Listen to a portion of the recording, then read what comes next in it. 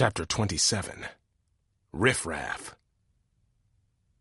They ended up in a corner of a low-roofed room that would have looked cramped and uncomfortable before a dozen people packed inside of it. 2 low-lit lanterns hung from the rafters. Each member of the crew had been given a scratchy wool blanket, and Dak and Sera now sat with their backs against the rough wood of the wall, people of all ages around them. Rick was just a few feet away, already lying down, his chest slowly rising and falling. "How'd he fall asleep so fast?" Sera asked. It was the first they'd spoken since Eyeball had chased them off, but the shock of the dreadful news they'd learned and what it meant for their mission was evident in her eyes. Dak shook his head back and forth mockingly. "The little cowboy is all tuckered out." "Hey, I guess there's not a shower on board, huh?" Sera wrinkled her nose. "Imagine how bad this place is going to stink in a week." "A week?" Dak asked. "Try a couple of months. These voyages aren't like Caribbean cruises, you know." "What's your story?" someone said. Dak looked over to see a boy, just a couple of years older than him by the looks of it. He was filthy, and the ship hadn't even left yet. "Our story?" Dak repeated. He didn't feel ready to use his translation device to make friends quite yet, but it was now or never. They'd need help if they were going to mutiny against a mutiny. "Just needed some work, like everybody else." "How about you?" Sera asked. "What's your story?" "Got nothing else in life. My name's Ricardo." He nudged the boy to his right, a darty-eyed kid with messy hair. "This is Francisco, and this is Daniel." He gave a jerk of the head to his left. Daniel was much older, but had a blank look on his face that made him look young. "Where are you from?" Dak asked, but immediately regretted it. He didn't want the same question returned to him. "A small village about 100 miles from here. Decided maybe we should skip town when the mayor put a price on our heads." The boy named Francisco spoke up, wiping the hair out of his eyes. "Like all our thieving was such a bad thing. People's got to eat, right? People's got to eat," Daniel followed up, a goofy grin on his face. "Or people's got to die." "Where are you from?" Ricardo asked. "Your accent is weird." Sera opened her mouth to speak, but Dak hurriedly cut her off, scared she'd get something wrong. "We're immigrants. Been all over, never settled." He flashed a quick look at Sera, trying to communicate that being vague was best. "Got stories to tell, I bet," Ricardo said. "Stories to hide. Doesn't matter. We're all the same now. Brothers, starting all over." Dak nodded. He liked this guy. "That's right. Brothers." He elbowed Sera just to rile her a little. "This one has been a brother to me since before I can remember." Sera elbowed him back, much harder. "Yes, I can't tell you how many times I've had to save this one from getting his throat slit or his face beaten in by thugs. Not the strongest boy, I can tell you that. Ugly as a burnt stick, too. But he's all I got." Ricardo and his 2 friends looked from Sera to Dak and back again, their expressions somewhere between surprise and delight. Then they all burst into laughter.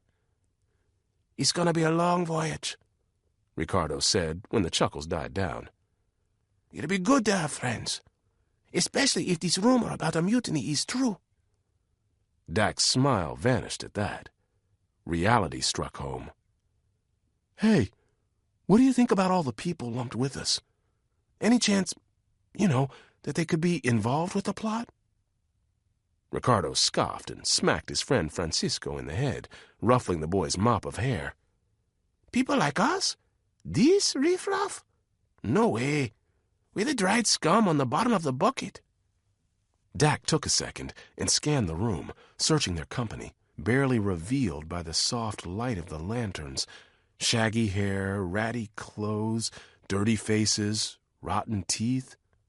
The lowest of the low, with no aspirations but to earn a next meal. This was exactly what they needed. He brought his attention back to Sera and their new friends. "How much can we trust you?" he asked Ricardo. The boy held out his hand. Dak shook it. Ricardo gave a stiff nod. "Completely. If you're alone on a voyage, you might as well be dead. Why are you asking? Why so serious all of a sudden?" Dak looked at Sera, who he knew understood the thoughts going on in his head. Both of them had doubts about their mission, even after hearing firsthand that the Amancio brothers worked for the SQ. It didn't help that Salvador and Raul seemed all right, while Columbus seemed like a jerk. But the fact of the matter was this. The SQ ruled the world of the future with an iron fist, and the cataclysm that Brent and Mari had spoken of seemed to be coming faster and harder with each passing day. Dak and Sera had experienced the evidence up close and personal. They were historians, and it was time for action. Dak, his resolve solid, faced Ricardo again. "Riffraff is a good name for this group. We might need to turn them into an army." Chapter 28. Awake in the Night. Sera had always known that she and Dak shared a special link. As different as they were, they thought alike, and often came to the same conclusions. And she'd shared his line of thinking over the last few minutes. They were here to do a job. Going to Columbus with what they'd learned was out of the question. There wasn't much of a chance he'd take their word over the Amancios, which meant they'd have to get directly involved. But if they were going to stop a mutiny, they'd need help. And the sorry bunch of runaways and criminals surrounding them might be their best shot at finding any. Especially since the SQ probably paid them no attention, looked at them as powerless, and therefore worthless. "What's this army stuff about?" Ricardo asked Dak. "Why you need such a thing?" Sera leaned forward and whispered in Dak's ear. "Are we sure about this? Totally?" "Hey, no secrets," Ricardo snapped. "Not a good way to start." Sera sat back. "Sorry. I was just making sure. This is a big deal." "I think it's okay," Dak said.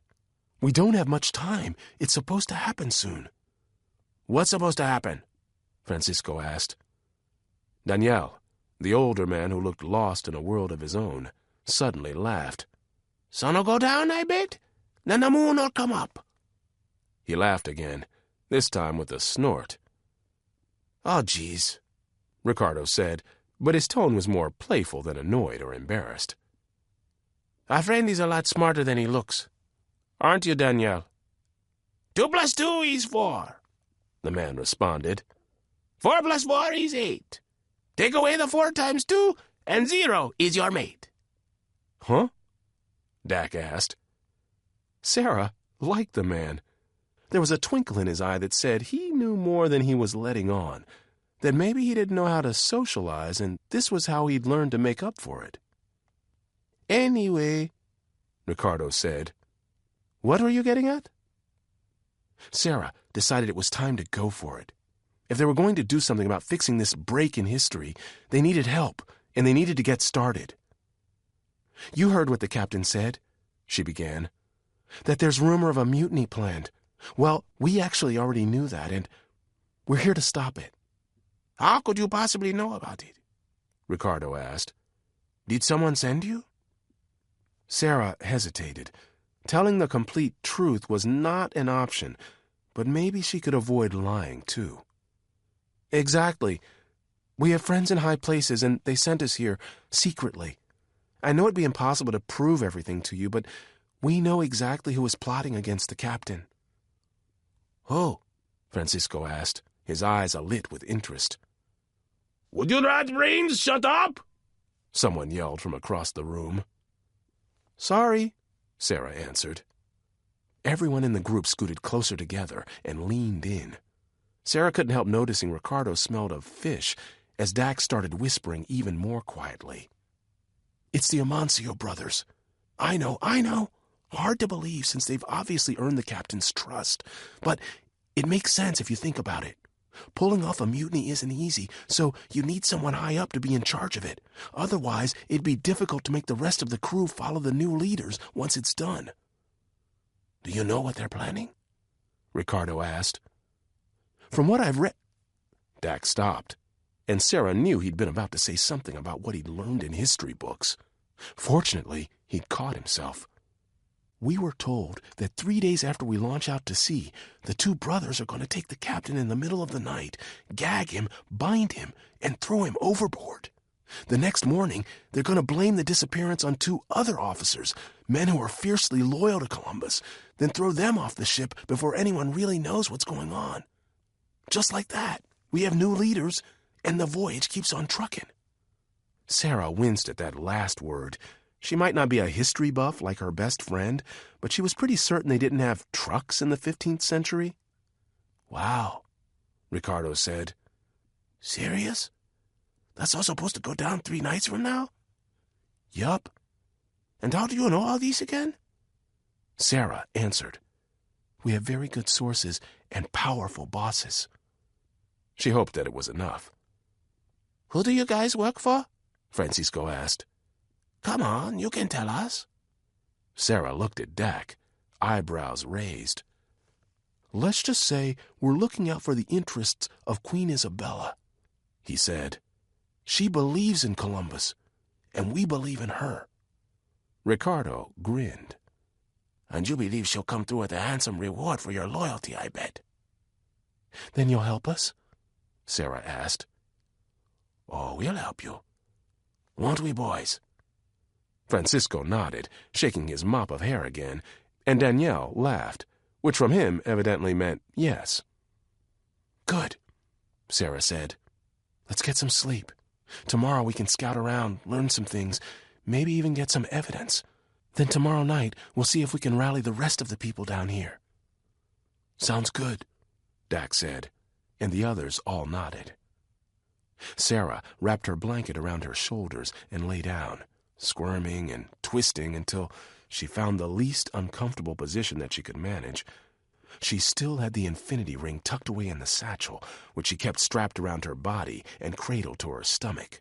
She expected to have a hard time falling asleep, but all that scrubbing from earlier caught up to her and pulled her into dreamless oblivion.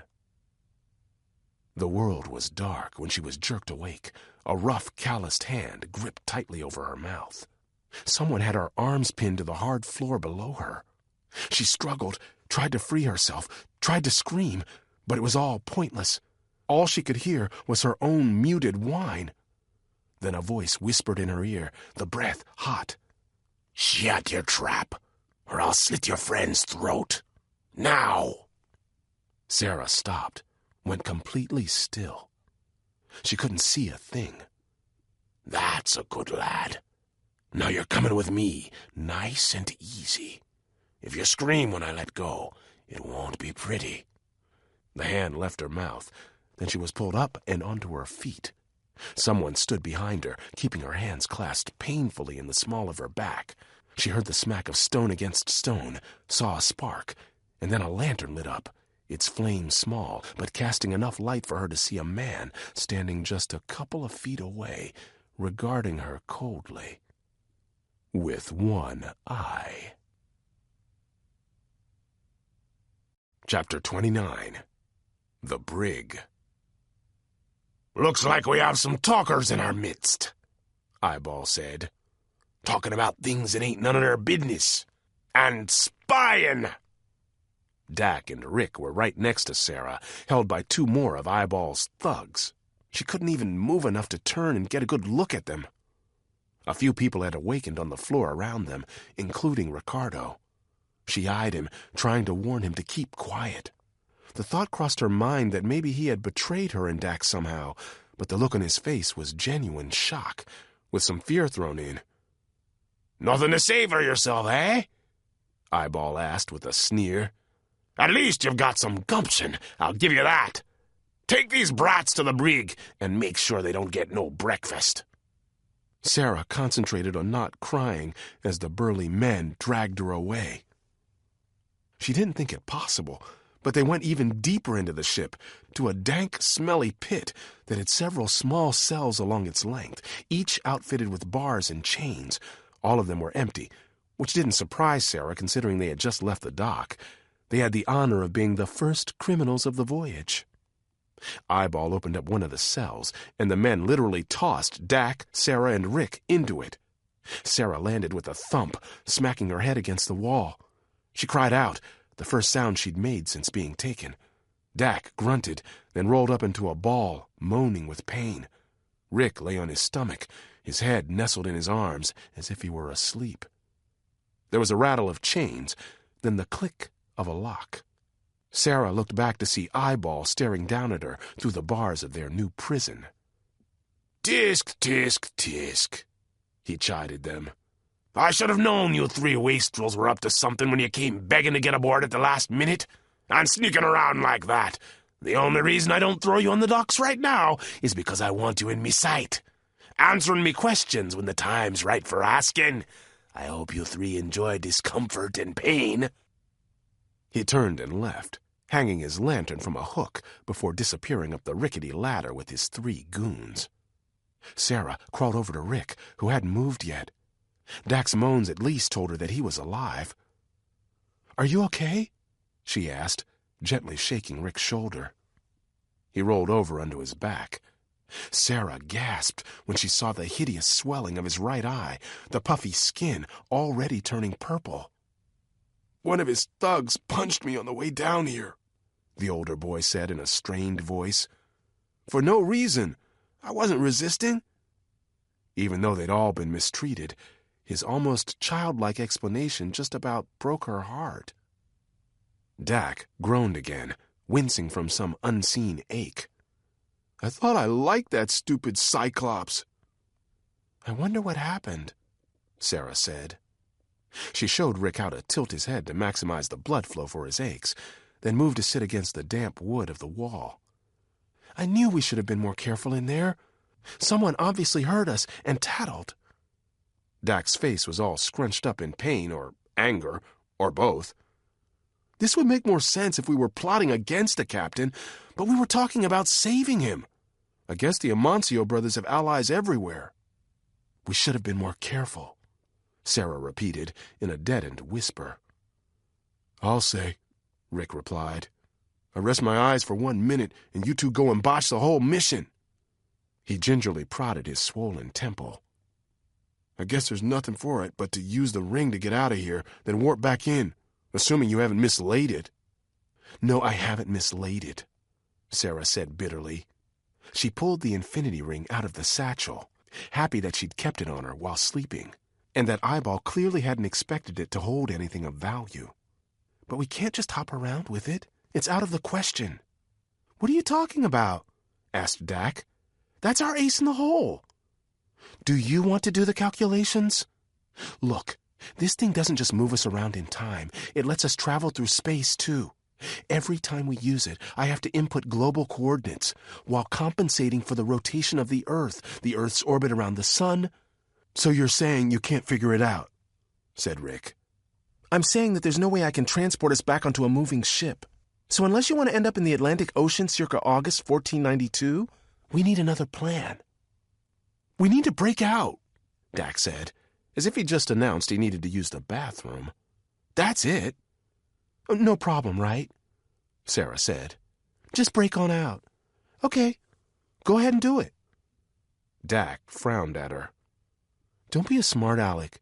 I'll come up with something." He leaned his head against the wall and closed his eyes. "I'm sure you will," Rick muttered. Impossibly, he was snoring a minute later. "What a weirdo," Dak said. "He could sleep on the tip of a weather vane." Sera smiled, sadly, and looking at her best friend, everything going down the drain, she thought of his lost parents. "I'm so sorry about your mom and dad." Dak seemed surprised, but grateful. "Thanks. I just hope we can figure this out and maybe help them." "Yeah, me too." She thought of her remnants and how they might stop if they pulled off a miracle and managed to fix all the breaks. Again, she wondered if it was better not to have them, or to at least hold on to those pseudo-memories. Either way, she felt like she lost. She sighed and put the infinity ring away, then tried to get comfortable. Maybe her mind would work better after a long nap. She woke up later to the sound of rattling metal. Dak was shaking the prison door back and forth, the iron hinges squeaking and squawking against the wood, but the door only moved about a half an inch in each direction. It was obviously doing no good. "Chill!" Rick yelled at him, scrambling to his feet. "You'll rip your own arms off before you get that door open." Dak took a step back. "Just wanted to get my mid-morning workout in. We've got to figure out a way to get this thing open. And is anyone else in the mood to upchuck with the boat bobbing up and down like this? Blech. It's probably worse being down here where we can't see outside," Sera said. She stood up to join him, examining the chain and lock, then the bars that went from floor to ceiling with a gap of only a couple of inches along the bottom and top. "It doesn't look very promising," she said, "but the 3 walls are made out of wood. Maybe we can do something with that." They each took a wall and started inspecting. Sera crawled along the back one, which she assumed was part of the ship's hull because of its slight curve and dampness. As soon as she had that realization, she stopped. It wouldn't do much good to escape into the ocean and sink the ship while they were at it. "I might have found something," Dak announced. Sera had just turned to see what he meant when there was a sound of hands and feet scuffling down the ladder. She looked to see Ricardo jump down the last few rungs and land solidly on his feet. He ran over to the cell, his face tight with worry. Sera and the others rushed forward to talk to him. "What's going on?" Dak blurted, right before Sera almost asked the same question. "They're gonna kill me if they catch me down here," Ricardo said through heavy breaths.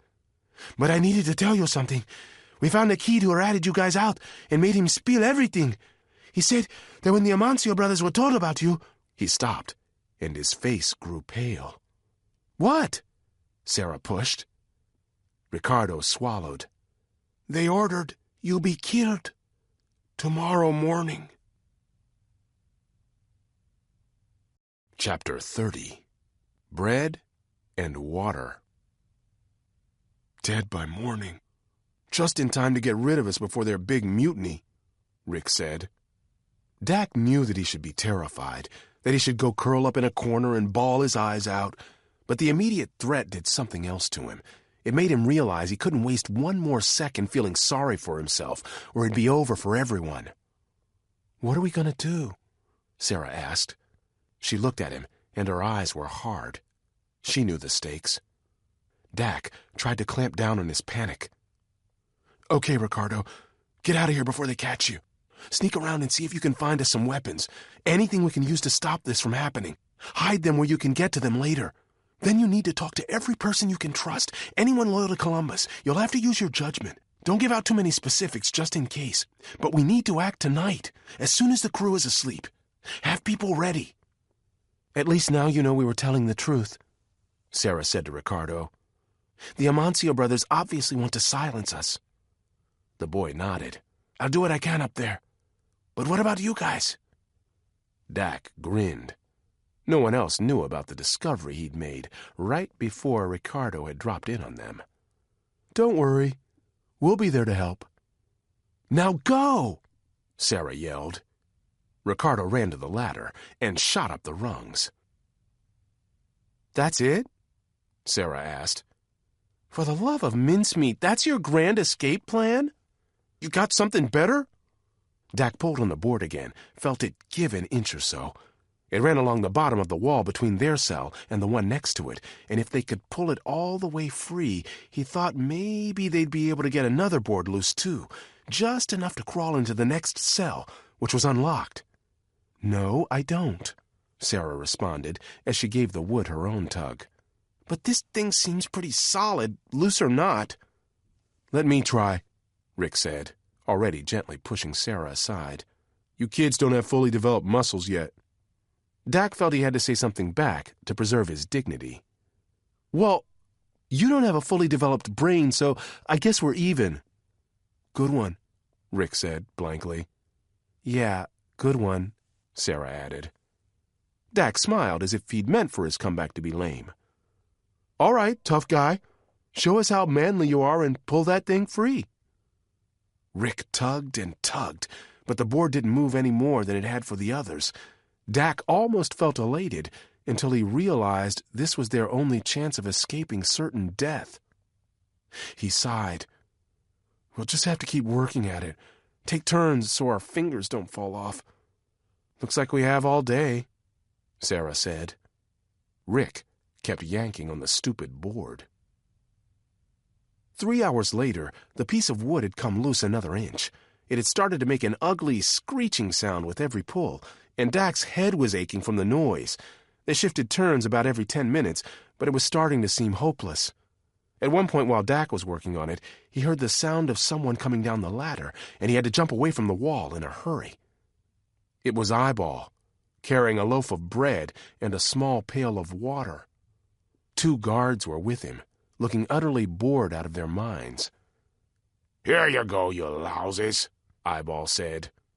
I was tempted to let you starve until we threw you overboard, but me softer side shone through.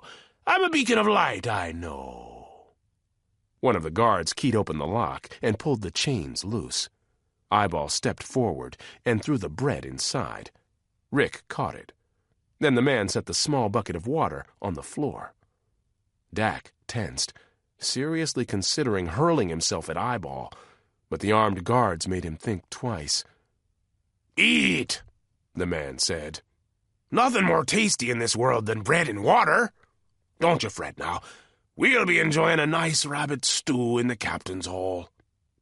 He smiled and winked his one eye. Lock 'em in. The guard repositioned the chains around the bars, pulled the links tight, then locked them in place. The 3 men disappeared up the ladder. Dak was the first to the water, dying of thirst. He picked up the pail with both hands and drank steadily for 10 seconds. Hey, save some for us, Sera yelled. And what about germs? Dak smacked his lips and let out a satisfied sigh, then handed the water to her. Serious? Germs? I was just kidding. She took her own long gulp. That was the most glorious thing I've ever tasted, Dak said. Rick divvied out the bread, and they wolfed that down too. And then it was back to work on the stubborn board. By the time evening came, which they could only guess at because they were far from any sign of the sky outside, they'd given up. Dak sat against the opposite wall and stared at the board that would bend but not break. He didn't speak, and neither did anyone else. The depressed mood was almost like a living thing, a monstrous, invisible creature that shared their cell, sucking the life out of them. They'd have to rely on Ricardo now. Dak and the others could use the infinity ring to escape to another time and place, hoping that their warnings would be enough to spark a mutiny against the mutiny.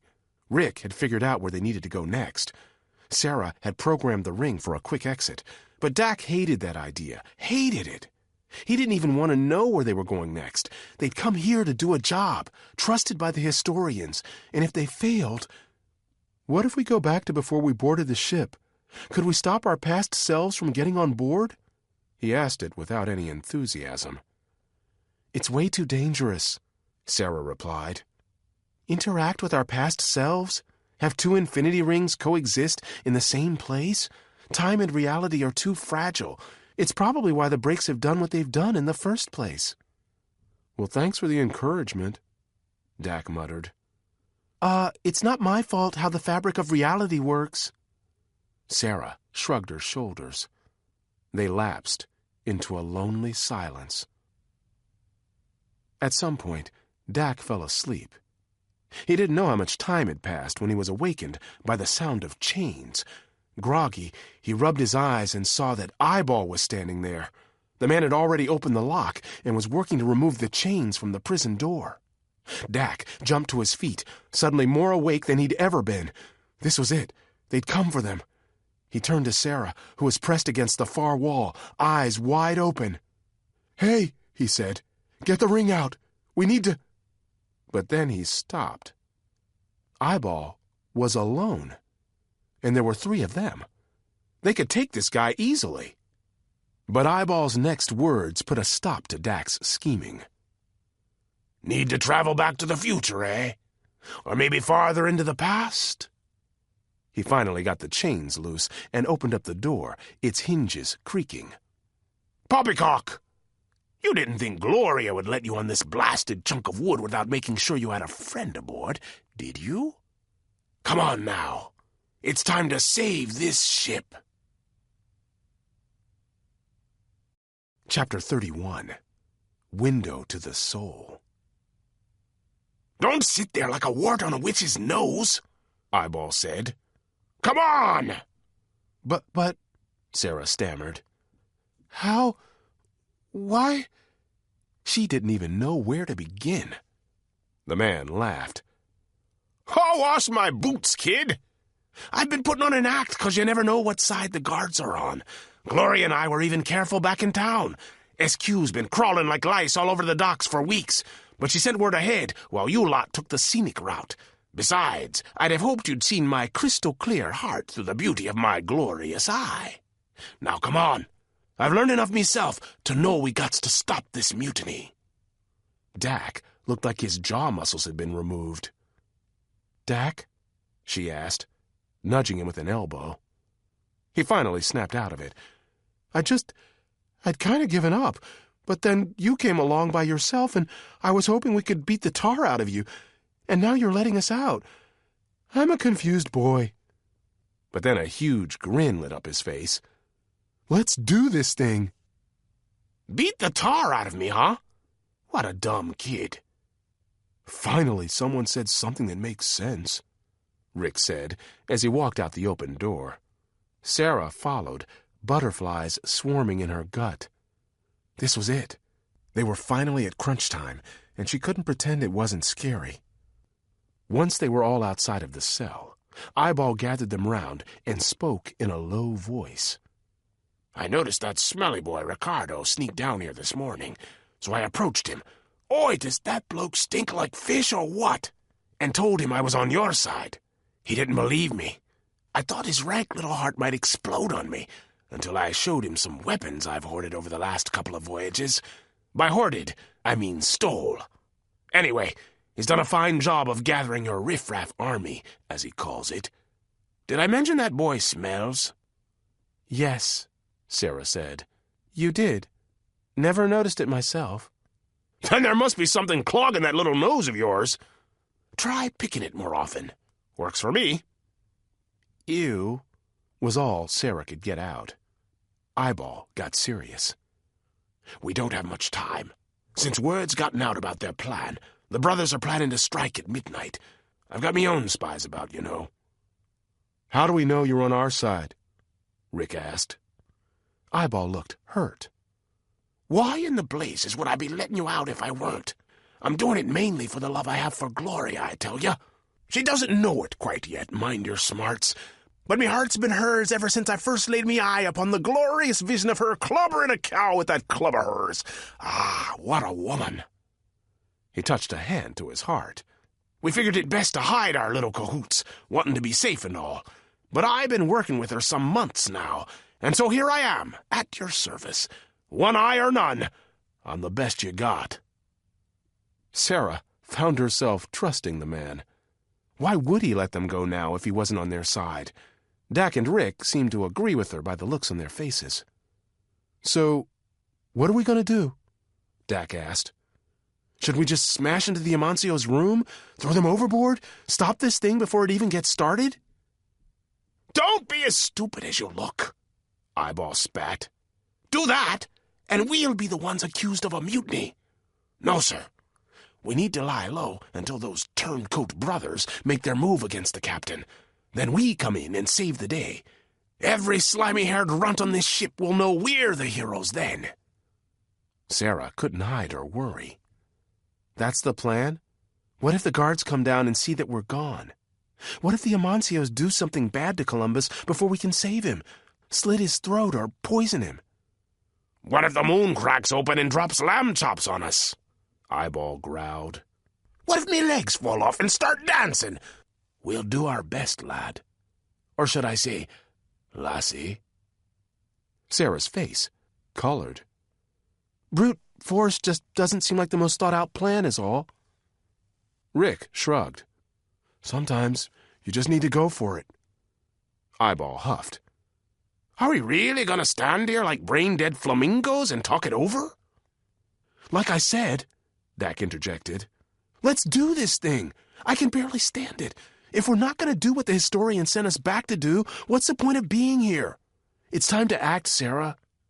She looked at him for a moment, then finally nodded. Right, Eyeball grunted. Up we go. They headed for the ladder. They slipped past the guards at the top easily because they were snoring up a storm, practically lying on top of each other. Eyeball mentioned as they passed that he had helped them with their insomnia by pouring some powder into their drinks, a concoction he'd gotten from a mean old hag he'd met in the slums. Valerian, probably, thought Sera, though her knowledge of medicinal herbs of the era was limited. As they slunk their way through the narrow, cramped halls and corners of the ship's belly, she felt claustrophobic and nauseated and tired of the smells of body odor and foul breath. Soon enough, she told herself. Soon enough, they'd be fighting for their lives in the wide open, nothing around them but air and sea. They finally reached the hatch in the floor that led down to their short-lived sleeping quarters of the previous night. But instead of going down, Eyeball moved past it and stopped at a seemingly random spot farther along. He shushed them, then started running his fingers along the wood of the wall. There was a low grating sound, and a panel popped out into his hands. He gently placed it on the ground. Weapons, he whispered. Sera moved forward to stand beside him as he reached into the cubbyhole and pulled out knives and swords. She held her arms out, and he stacked the weapons there like firewood. When the pile got heavy, Rick helped as well. In the end, there was an odd assortment of at least a dozen blades. Okay, Eyeball said, winking his lone eye. Let's hope to the sea gods your riffraff can swing these blasted things without chopping their own ears off. Sera nodded, then looked at Dak. It lifted her heart to see that his face was full of excitement more than fear. Maybe they could pull this off after all. Eyeball went down the ladder into the sleeping quarters first, then Dak. Rick got on his knees to pass the weapons to them. She saw Eyeball's large hands reach up and grab them. She followed Rick's lead, glad to be relieved of the burden. When she looked back up, she noticed her reflection in a tiny metal mirror hanging on the wall. At the sight of her face, a sudden and piercing ache seized her heart and squeezed it. She scooted backward until she hit the wall of the narrow hallway.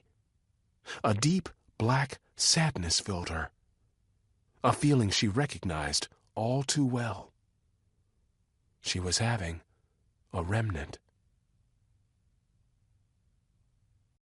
Chapter 32. Stairway to Battle. It didn't last long, ending almost as suddenly as it had started. But the vision that passed through her mind, more like the absence of a vision, as if she were supposed to be seeing something, but it wasn't there, haunted her deeply in those few seconds. In her mind's eye, she saw her face as it had appeared in the small mirror, and every ounce of her expected a woman's hands to appear and caress her cheeks, a beautiful face to reach down and kiss her forehead. The fact that it didn't happen was so maddening, she thought she'd scream or lose her mind completely. But then it was gone, just like that. A remnant. She'd had another remnant. She looked at Rick, realizing that she must look crazy. "You okay?" he asked. His face revealed nothing. "Yeah," she answered. "Yeah, I'm fine. Just got spooked there for a second."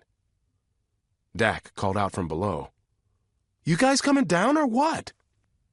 "Be right there," she whispered. "Never mind," Dak returned. "We're coming up." Sera glanced at Rick again, and he was giving her a knowing look. "A remnant?" he asked. Sera tried to hide her surprise. Then she nodded. "If we fix the brakes, you won't have to deal with that anymore. Saving the world sounds great, but it's not a bad deal that we get to save ourselves in the bargain." It was the nicest thing she'd heard him say. Not so much the words, as the way he'd said it. Genuinely. "Thanks," she whispered. A small echo of the pain she'd felt in that short burst of a few moments still lingered in her heart, but there wasn't any more time to dwell on it. Eyeball's head popped through the opening in the floor. "Time for battle," he said. Sera got the last pick of the lot from the weapon stash, but it wasn't too bad. A thin dagger about the length of her forearm. It ended in a vicious point, and the blade along the side seemed freshly sharpened, the shiny silver surface almost glistening. It felt completely awkward in her hands.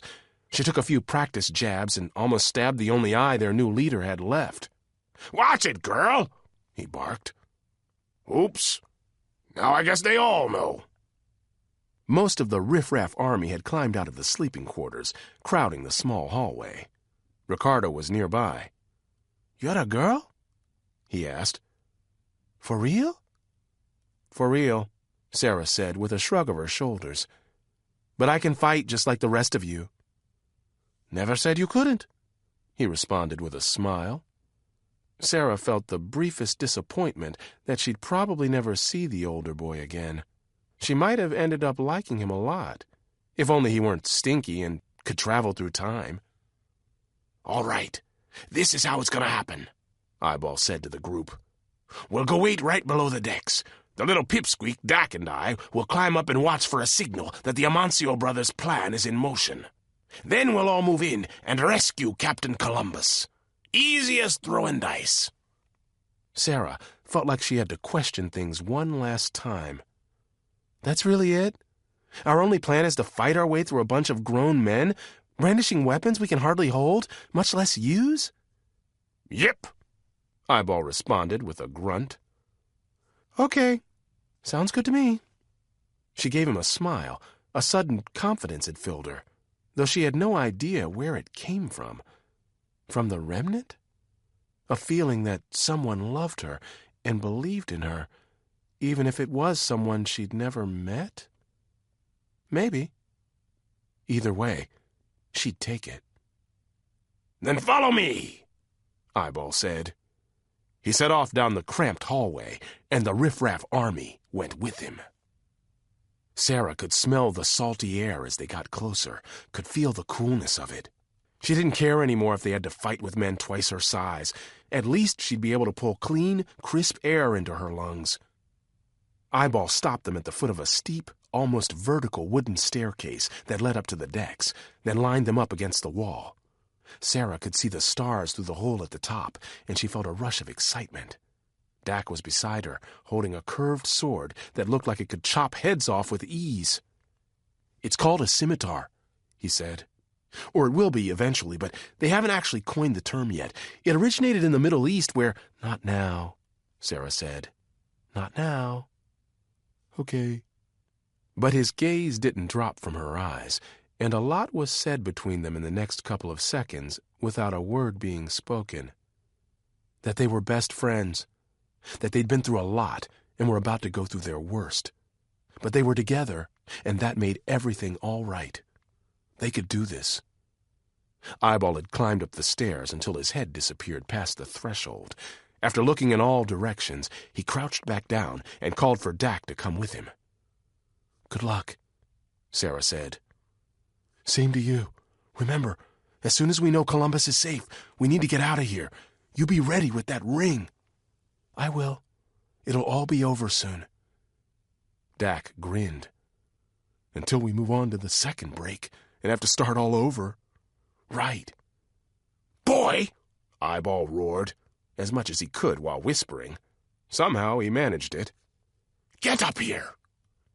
Dak gave one last nod to Sera, then scrambled up the stairs, almost face-planting into Eyeball's rear end before he realized how fast he was going.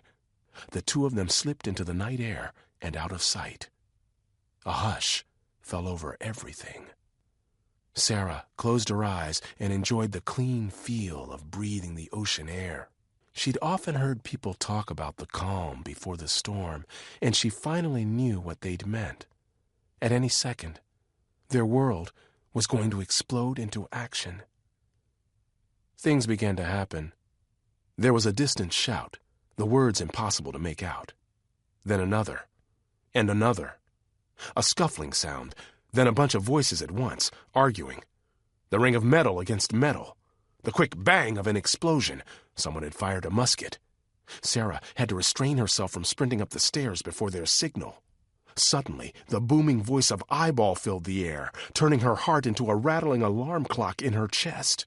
Mutiny! Mutiny! Mutiny! Salvador and Raul are traitors! Rise up and fight! Dak's head popped through the opening at the top of the staircase. Riffraffs! It's time to fight! Chapter 33. Mutiny on the Santa Maria. Dak scooted away from the opening as his small army started charging up the stairs and onto the deck. He got to his feet and turned to stand beside Eyeball again. The decks of the ship had been stone silent with no movement only a minute earlier. Now it was utter chaos, people running all over, fighting with swords and shooting muskets, though only a couple of people had those, and it took forever to reload them after one shot. This battle would be won or lost by steel. The problem was that the Amancio-led guards outnumbered the sailors who'd been brave enough to accept Eyeball's challenge to fight back. Hopefully, the riffraffs would turn that tide as they ran screaming in all directions, ready to distract those loyal to the Amancios, while Eyeball took the fight to the brothers themselves. It was easy to see who was on whose side. The mutineers were big and strong with shiny weapons, while Dak's side looked pathetic and unorganized, with mismatched weapons and tattered clothing. But he remembered the lesson of the American Revolution. In battle against an organized enemy, chaos could be effective, and the mutineers definitely hadn't been expecting this. Come with me, Eyeball said to Dak. You and I are going for the big man himself. Columbus needs our help. Sera stepped up beside them. I'm coming too. Then Rick. Don't forget me. All right. Just don't chicken out when the heads start flying, Eyeball said through a rumbling chuckle. Come!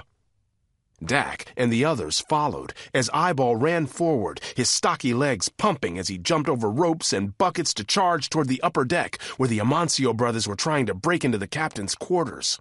Salvador wielded an axe, and 1/3 of the door was already shredded into splinters. A light rain had begun to fall from the dark sky, causing the lanterns that hung from masts and rafters to sputter and hiss. Dak could tell that the ship was bouncing more too, and that the moon and stars had completely disappeared above them. The ship was heading straight into a storm. The captain's cabin was on a raised deck that had a short flight of stairs on each side. At the bottom of each of them stood guards loyal to the Amancios, fighting off anyone and everyone who tried to gain access to the platform.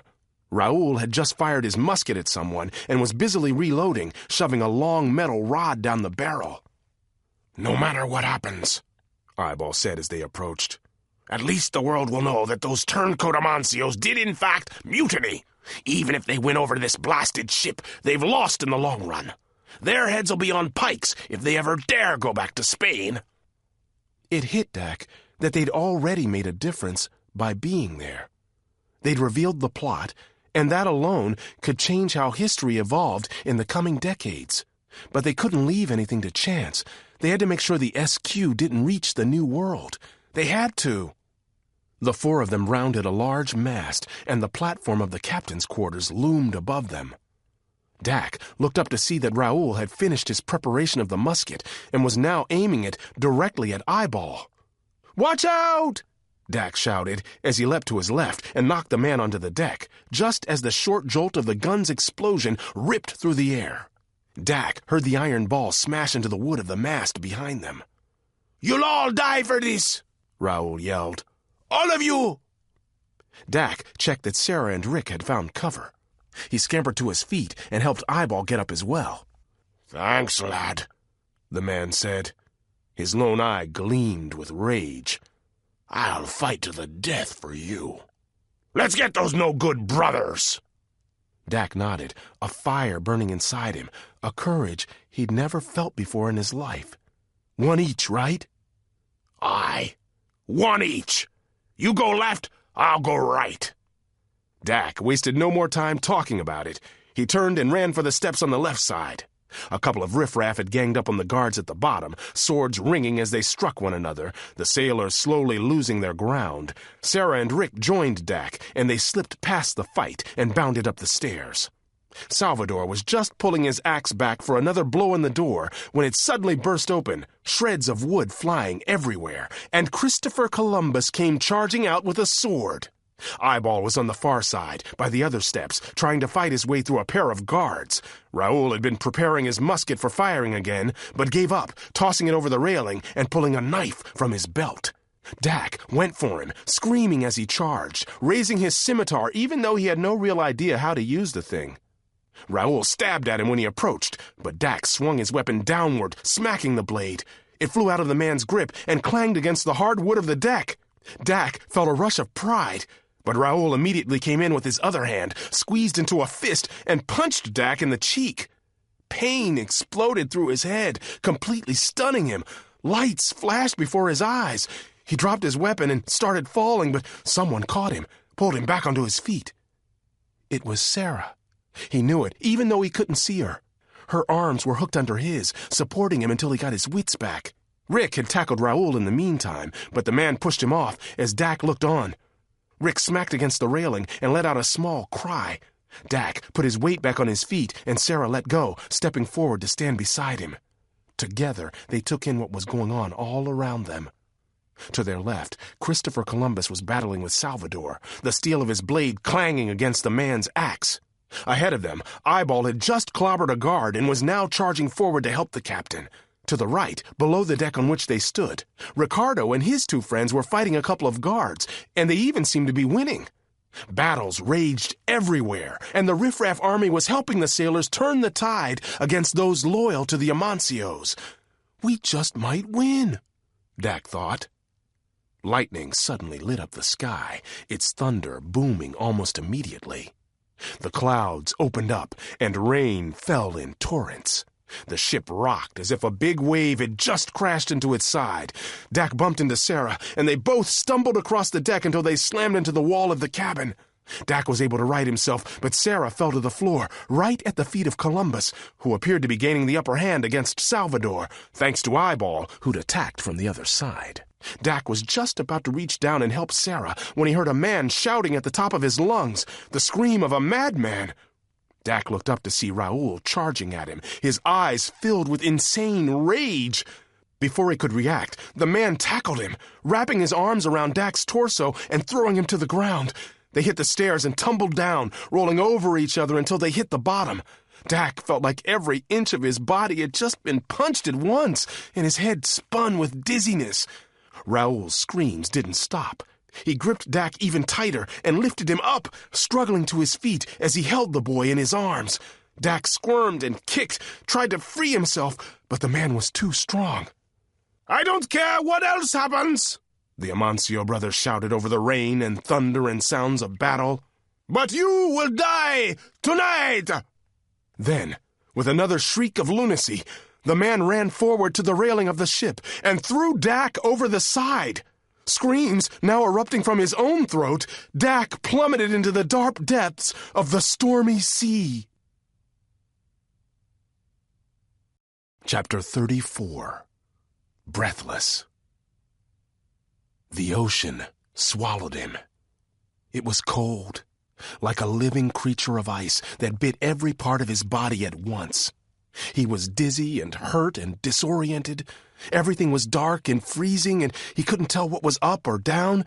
His lungs screamed at him to breathe, to take in air. Now, now, now! But he overpowered the urge, knew that if he did so, he'd only pull in water and drown. So he struggled, kicked and flailed, tried to push himself to the surface, hoping that he'd naturally go in the right direction. A pain throbbed in his skull. His insides felt as if they might explode. He scissored his legs in the thick water, pulled at it with his arms. The need for air became all-powerful, an inferno that roared in his heart and through his veins, squeezing his lungs as if someone had wrapped ropes around them and were cinching them tighter and tighter. He wanted to scream, but knew that would be the end, too. He broke through the water's rough surface. After sucking in a huge gulp of air, he sputtered and spit out the seawater that came in with it. Pumping his arms and legs to tread in the choppy ocean, he stuck his mouth as high as he could to breathe.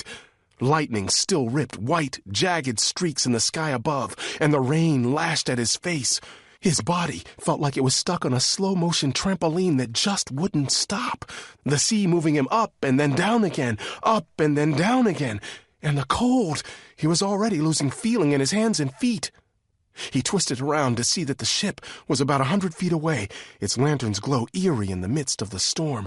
With the rain and the bobbing of the waves and the lightning flashes making the darkness more stark when they vanished, it was hard to tell how the battle was going, but he caught the silhouette of a man standing straight and tall at the railing, looking right at him. And he knew who it was. Christopher Columbus. They'd done it. They'd really done it. Too bad Dak was going to celebrate by getting eaten by sharks, or drowning. He couldn't decide which was worse. Dak! Impossibly, he heard a voice coming from somewhere nearby. Still treading with all of his strength, he looked around, straining to see through the darkness and pounding rain. There was another flash of lightning, and he saw a small boat just a dozen feet away, its occupants rowing mightily.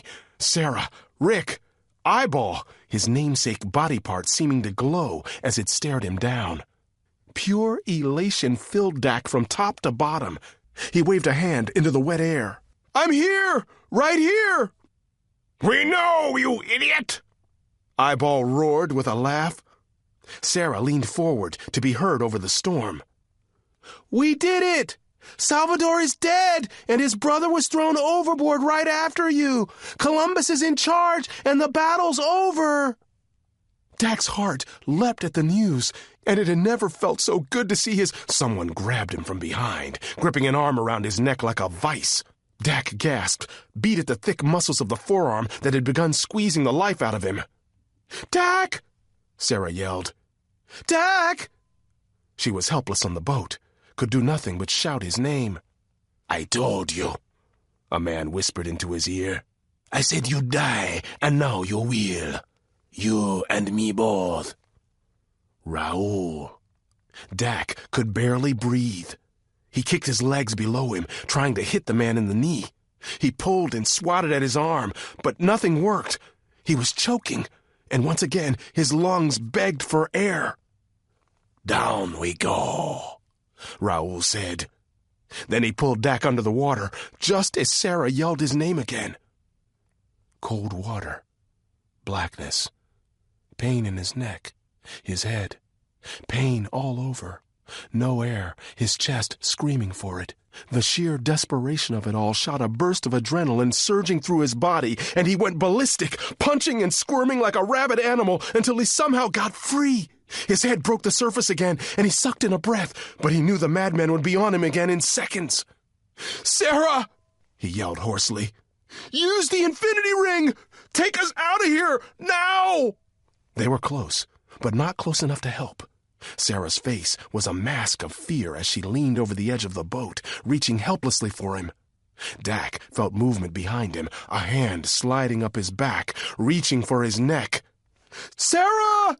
Dak shouted. Raoul pulled him back below the water. Dak barely got in another breath before it happened. An arm slipped around his neck again, squeezing even tighter than before. Dak's eyes bulged open, but he saw nothing. Only black water.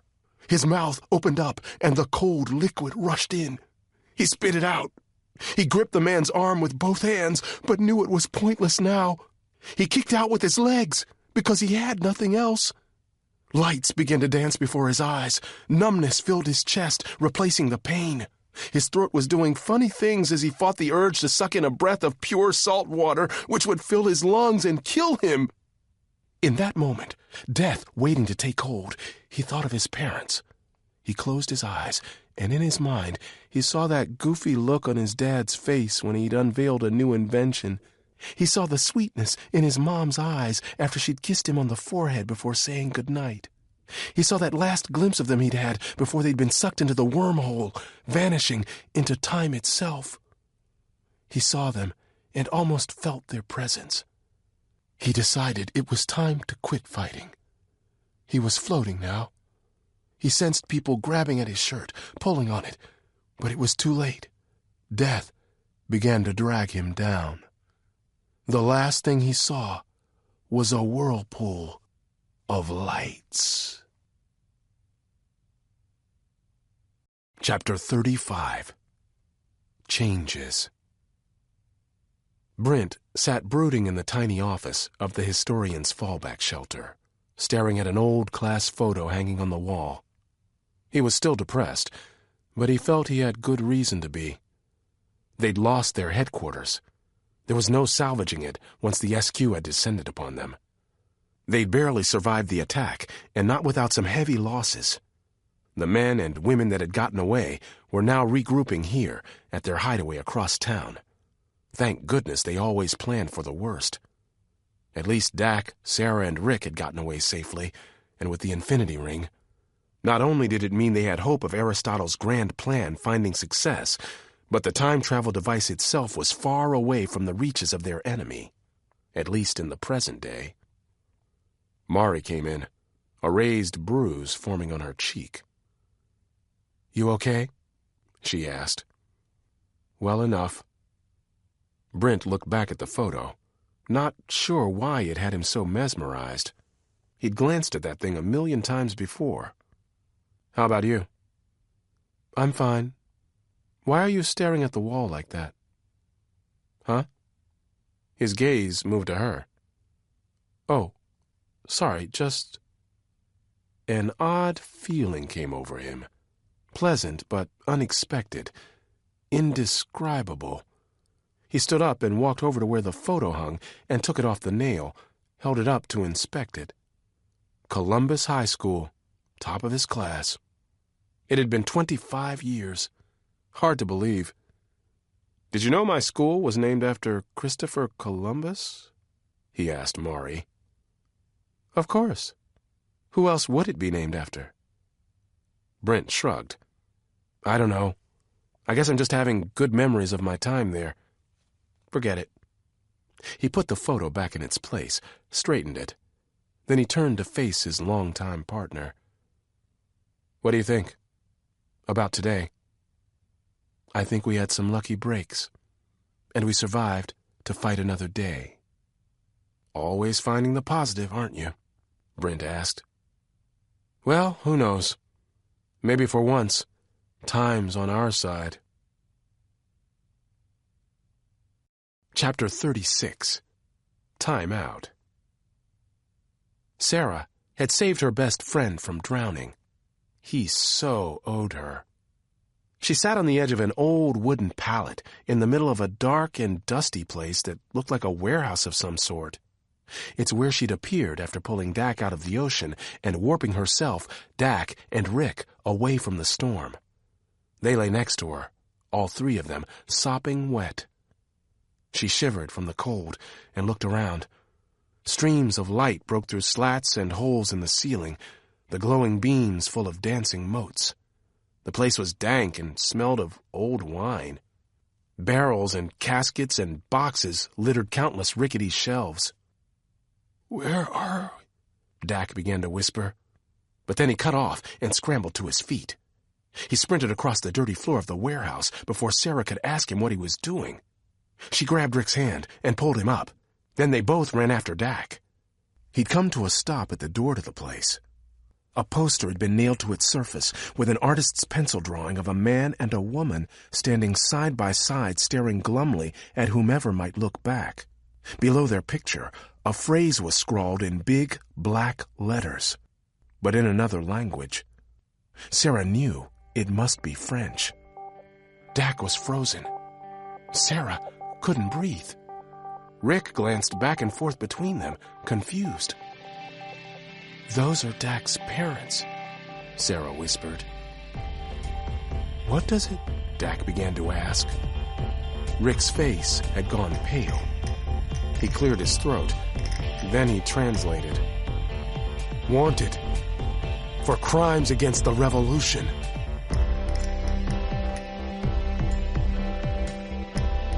This is Dion Graham. We hope that you have enjoyed this production of Infinity Ring, Book 1, A Mutiny in Time by James Dashner. This program was produced and directed by Scott Sherritt. Executive producer, Paul R. Gagney. Original music by Susan Jane.